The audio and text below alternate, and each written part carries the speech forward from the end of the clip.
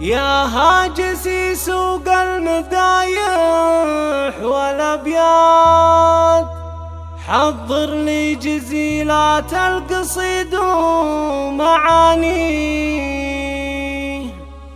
في مدح أهل العز وأهل الوجاهات.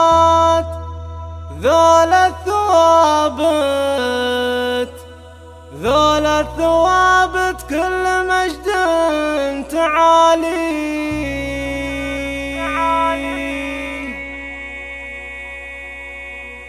يا هاجسي سوق المدايح والابيات، يا هاجسي سوق المدايح والابيات، حضر لي جزيلات القصيد ومعاني في مدح اهل العز واهل الوجاهات. ذول الثوابت كل مجد تعالي، والثابتي راشد رجال الطويلات، قرن الرجال وكل عالي داني.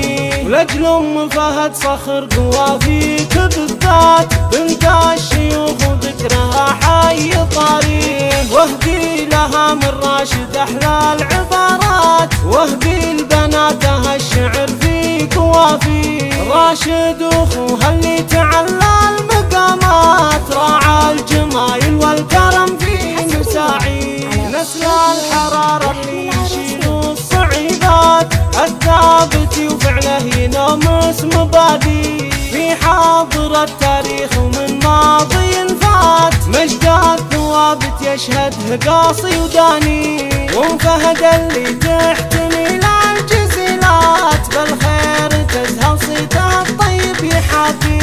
مهراه أصيلة بنت شيخان طالات، ذرة ثمينة وفعلها دوم تزهي. مضرب مثل كل النساء الكريمات، حرة وكرمها وطيبها حي مساعي. هذه أم فهد فيها الخصال الحميدات، شيخة زمنها وكل طيب توفي. ولها بنات مكرمات وأصيلات، بالطيب ترقى كل عالي مرامي.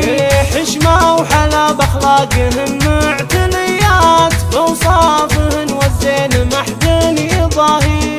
كلهن ورود معطرات وشذيات، خسرانها اللي في حلاهن تماريه. والخاتم جعلك يوم